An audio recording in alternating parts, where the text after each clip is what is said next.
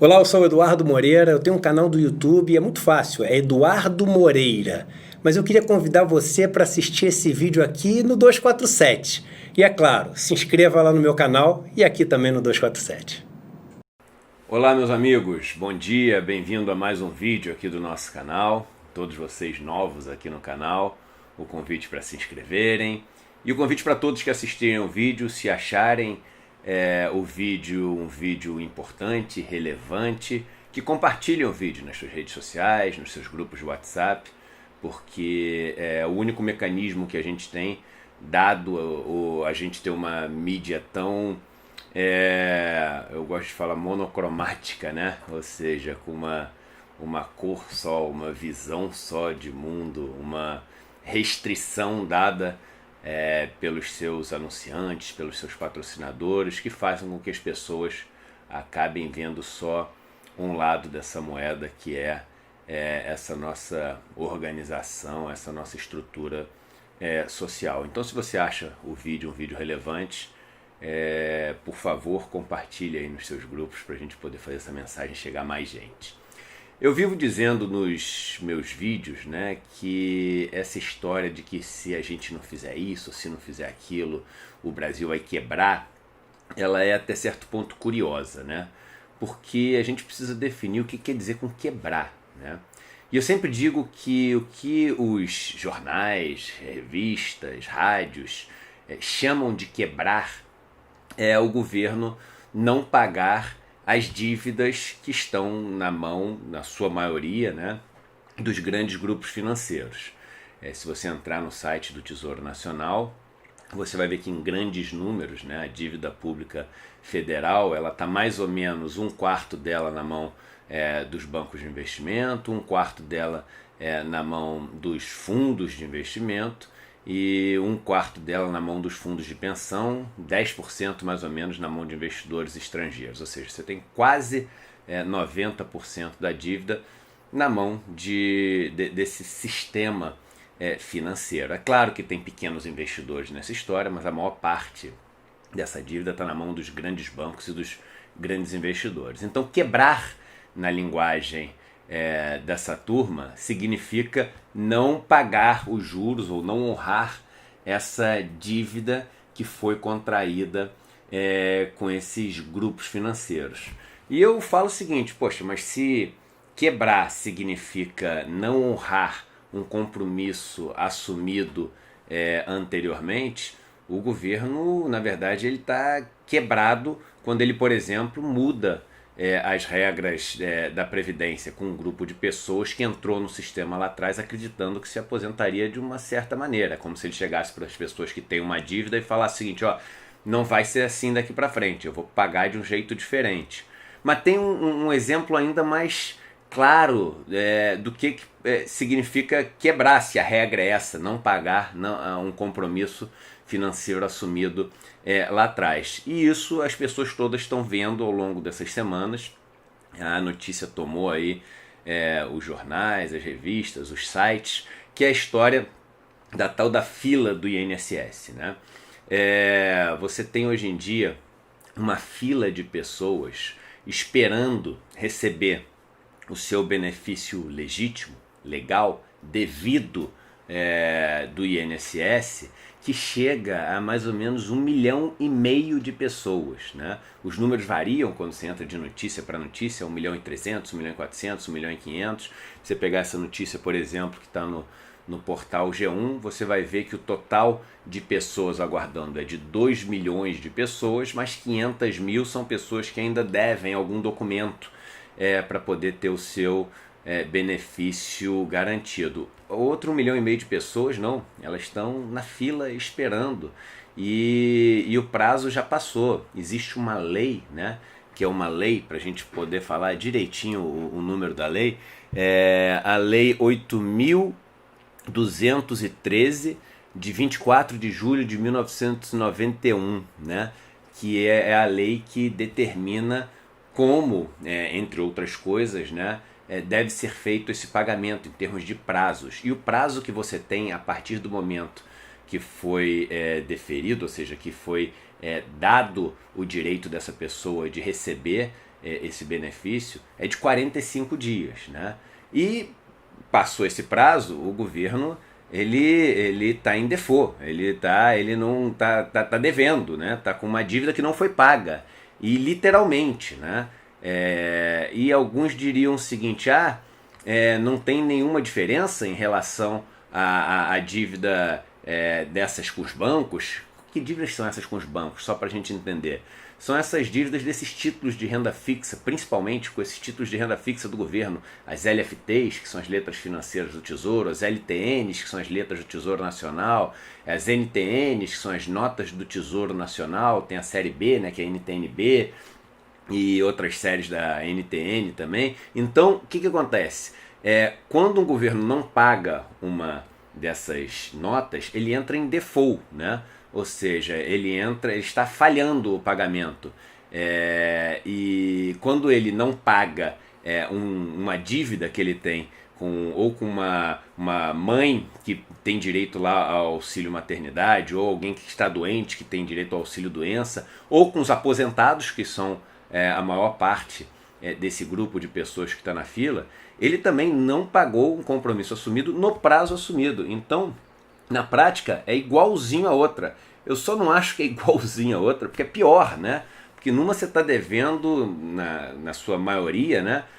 Para uma pessoa que já tem muito dinheiro, que está com aquele dinheiro ali poupado para viver de renda, né? No outro você está devendo para uma pessoa que depende daquilo ali para sobreviver, para passar por um momento difícil, no caso de estar doente, por um momento difícil no caso de ter tido um filho, né, ou uma filha, por um momento difícil no caso de você ter atingido uma idade onde você tem a dificuldade de continuar trabalhando e usando a sua força de trabalho para ganhar.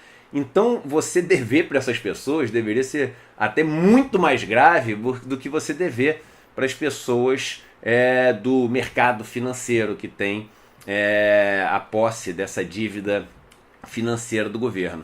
Mas aí entra um problema muito sério, que é o seguinte: se você não paga esses aposentados, esses beneficiários do INSS, o governo não tem quase que penalidade nenhuma. Na verdade, ele tem esse pequeno desgaste de imagem. Depois da manhã ninguém mais está lembrando disso, né? Porque aí entra a notícia do Irã, entra a notícia do secretário de Cultura, entra a notícia do ministro da Educação, entra essas confusões todas de mundo. Trump falou uma besteira, ninguém mais lembra disso aqui. Enquanto isso, as pessoas estão passando fome, as pessoas estão doentes, as pessoas estão precisando de remédio, as pessoas elas estão com todas as dores da idade e não estão recebendo dinheiro. E a gente já não lembra mais disso, porque saiu da capa dos sites, saiu da capa dos jornais, saiu do noticiário do Jornal Nacional. Então, o governo tem esse pequeno desgaste que passa rapidamente, e além desse pequeno desgaste que o governo tem que pagar aí a inflação, né? Não tem nem juros, tá? É só a inflação, ele só tem que corrigir pela inflação, ou seja, não tem penalidade nenhuma. Ele deixa de pagar essas pessoas, não tem penalidade nenhuma. Só para você ter uma ideia, quando o governo quer levantar dinheiro, ele emite dívida, né? Toda essa dívida financeira que a gente falou que tem com os bancos, etc., o governo emite, né, para poder financiar suas atividades. Se ele não paga essas pessoas aqui, é como se ele estivesse financiando as suas atividades em cima dos velhinhos, dos doentes, das mães, pagando inflação. É a dívida mais barata. Ele tem até um incentivo financeiro. Olha que loucura! O governo tem um incentivo financeiro para não pagar essas pessoas. Ele se financia em cima dos velhinhos. E aí você vai ver o mais dramático, você vai ver a explicação na própria matéria que tem em todos esses sites, o secretário de Previdência falando o seguinte, do governo, do Ministério da Economia, falando o seguinte: não, isso é um problema que nós temos de sistema e de orçamento. Ele fala que é um problema de orçamento. Ou seja, o governo está se financiando através dos velhinhos e das mães dos doentes, e boa parte desse financiamento é para pagar os banqueiros, o sistema financeiro. É tão claro quanto isso que eu estou falando. E o governo não tem penalidade nenhuma para isso. Agora, você quer ver isso acabar de um dia para o outro? De um dia para o outro você acaba com isso? Existe uma cláusula nas dívidas financeiras, né, das empresas e dos governos chamada cross default, O que quer dizer cross default? Cross default, a tradução para o português seria como falha cruzada. Quer dizer o seguinte, todas as dívidas financeiras que têm emitidas ali pelo governo são dívidas que tem dívida financeira, parece um pleonasmo, né? Mas eu estou querendo colocar dívida financeira como um título financeiro, ao invés de uma dívida contratual ou uma dívida legal que o governo tem, que acaba, no final das contas, nesse caso, sendo financeira também. Mas para diferenciar os títulos emitidos pelo governo dessa dívida, por exemplo, com o INSS, através do INSS que ele tem com as pessoas, né? O que acontece desse cross default? Cross default significa o seguinte: o governo emite várias dívidas. Se uma dos títulos não pagar, se um dos títulos não pagar, uma dessas dívidas não pagar, a LTN não pagar, a LFT não pagar, ou um Eurobond brasileiro, que é a dívida emitida lá fora, não pagar, todas as outras estão em default. Ou seja, todas as outras falharam também, não podem ser pagas. Enquanto aquela não for acertada, todas as outras não podem ser pagas. Isso defende a pessoa que comprou uma dívida do governo, porque ela sabe o seguinte: a minha dívida é tão importante como todas as outras. Se a minha não for paga, nenhuma delas vai ser paga. O Brasil quebrou literalmente, né? Se nenhuma delas forem pagas, isso vai ser um problema enorme para o país. Então ele não vai atrasar em nenhuma das minhas dívidas. Isso é um mecanismo cross default para defender as pessoas que têm esses títulos. Então é o seguinte, vamos fazer o seguinte: vamos colocar o mecanismo de cross default para dívida com os beneficiários do INSS. Vamos colocar o mecanismo de cross default com as pessoas que estão nessa fila para receber o auxílio maternidade, auxílio doença, a sua aposentadoria, da seguinte maneira, exatamente como seria com a dívida. Ou seja, enquanto não pagar essas pessoas, não pode pagar nenhuma das outras dívidas brasileiras. É isso mesmo que você está ouvindo. Imagina se em vez disso que a gente está vendo aqui nos sites, que já não está mais, eu tive que olhar a notícia antiga para ver, porque já não está mais na capa dos jornais, né? Imagina se fosse uma fila de 2 milhões de pessoas que têm LFTs, LTN, títulos do governo, investidores estrangeiros que têm eurobonds brasileiros, que não foram pagos, que estão atrasados. Você sabe o que ia acontecer? Caos. O mundo inteiro só estava falando do Brasil, o Brasil quebrou, notícia no mundo inteiro, fila, força-tarefa do governo para poder pagar isso. Eles iam dar um jeito. Por quê? Porque quem está do outro lado não são os velhinhos, não são as mulheres grávidas, não são os doentes, são os banqueiros. Porque é a mesma coisa, é governo devendo e não pagando. Como eu falei, muito pior nesse caso, que as pessoas que não estão sendo pagas são pessoas muito mais frágeis em termos financeiros. Então, vamos colocar essa regra, que é a seguinte: cross default, essa dívida é tão importante quanto as outras. Não precisamos nem botar que é mais importante, vamos botar que é tão importante quanto a dívida dos banqueiros. Não pagou essa dívida, não pode pagar nenhuma das outras.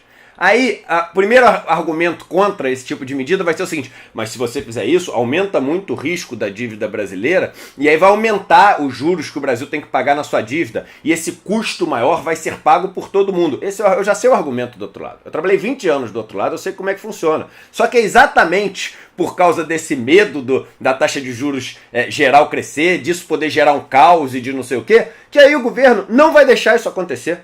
Porque ele sabe que o custo disso acontecer vai ser enorme. Então ele vai ter que provar para todo mundo, provar para o investidor estrangeiro, provar para os bancos que é o seguinte: olha, pode ficar tranquilo que não vai ter essa fila. Ninguém vai ter que esperar mais do que 45 dias, porque eu criei todo um mecanismo aqui para eles não ficarem com a dívida deles falhando, ou seja, para eles receberem a dívida deles quando eles precisam. Então a de vocês vai ser sempre paga direitinho, porque a deles vai estar sendo paga direitinho.